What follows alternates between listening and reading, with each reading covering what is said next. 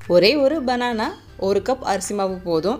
ரொம்ப ஈஸியாக evening time செய்கிறதுக்கான ஒரு ஸ்நாக்ஸ் ரெசிபி தான். இந்த ரெசிப்பியை மறக்காமல் ட்ரை பண்ணி பாருங்கள். ரொம்ப ஹெல்த்தியாக ஃப்ளேவர்ஃபுல்லாக இருக்கும்.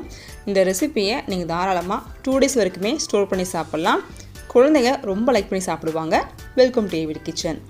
இந்த ரெசிபிக்காக 3/4 கப் அளவு பொடிச்ச வெல்லத்தை எடுத்துக்கோங்க.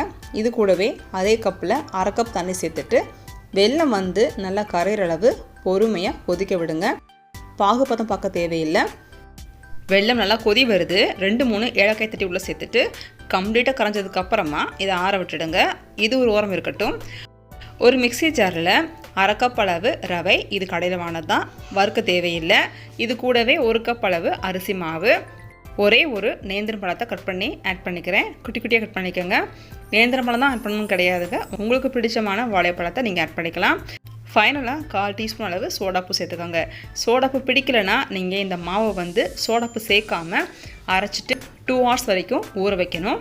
அப்படி இல்லைன்னா சோடாப்பு சேர்த்து இன்ஸ்டண்ட்டாக பண்ணலாம். இப்போது நம்ம எடுத்து வச்சுருக்கிற வெள்ளை தண்ணியை இது கூட ஃபில்ட்ரு பண்ணி ஆட் பண்ணிவிட்டு ஒரு ஸ்பூன் போட்டு நல்லா மிக்ஸ் பண்ணிவிடுங்க. மிக்ஸ் பண்ணிவிட்டு அதுக்கப்புறமா ஃபைன் பேஸ்ட்டு அடித்து எடுத்துக்கோங்க.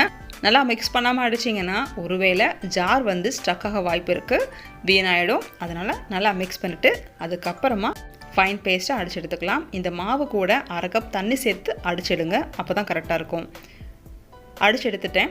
ஒரு பிஞ்ச் அளவு உப்பு சேர்த்துக்கிறேன். நல்லாவே இது கெட்டியாக இருக்கும். மறுபடியும் கூட ஒரு 1/4 கப் தண்ணி சேர்த்துட்டு அரைச்சிக்கோங்க. இந்த மாவு அரைக்கும் போது டோட்டலாக 1 கப் தண்ணி தேவைப்படும்.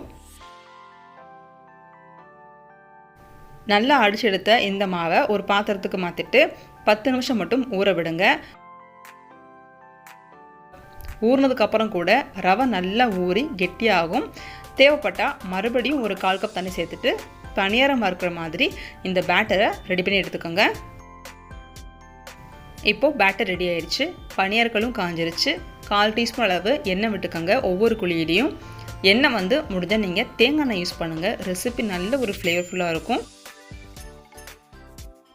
இப்போது ஒவ்வொரு குழியிலையும் ஒரு சின்ன குழிக்கரண்டி அளவு மாவு வார்த்துட்டு மூடி போட்டு க்ளோஸ் பண்ணிவிட்டு மீடியம் ஃப்ளேமில் 1 நிமிஷம் மட்டும் வேக விடுங்க. நல்லா சிவந்து வரட்டும். இந்த ரெசிபிக்கு நல்ல ஒரு ஃப்ளேவர் தர்றது இந்த வெல்லமும் பனானா மட்டும்தான். மறக்காமல் இந்த ரெசிபியை அப்படியே ட்ரை பண்ணி பாருங்கள். ரொம்ப சிம்பிள், பட் நல்ல ஒரு ஃப்ளேவர்ஃபுல்லாக இருக்கும். 1 நிமிஷம் ஆயிடுச்சு. இதே மாதிரி திருப்பி விட்டு அகைன் 1 நிமிஷம் வேக விட்டு எடுத்திங்கன்னா சாஃப்டான பணியாரம் ரெடி ஆயிடுச்சு.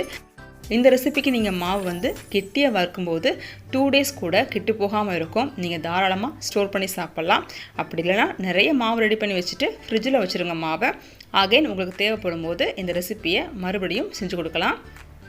சம்மர் ஸ்டார்ட் ஆகிடுச்சு. நம்ம வீட்டு குட்டீஸுக்கும் ஹாலிடே விட போகிறாங்க. நிறைய ஸ்நாக்ஸ் ரெசிபி நீங்கள் தெரிஞ்சுக்கணுன்னா மறக்காமல் நம்ம சேனலை சப்ஸ்கிரைப் பண்ணி சப்போர்ட் பண்ணுங்கள். இந்த ரெசிப்பியை உங்கள் ஃப்ரெண்ட்ஸ் கூட ஷேர் பண்ணிக்கோங்க.